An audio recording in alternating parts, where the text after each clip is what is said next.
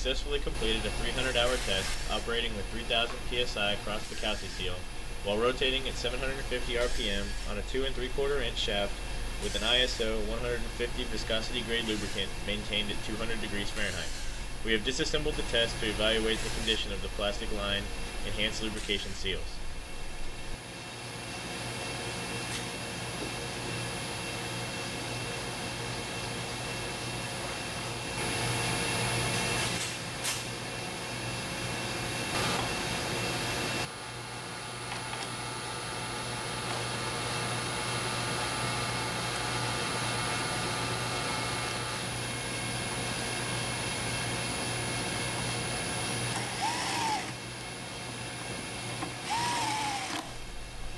The Kalsi seal is in very good condition after 300 hours.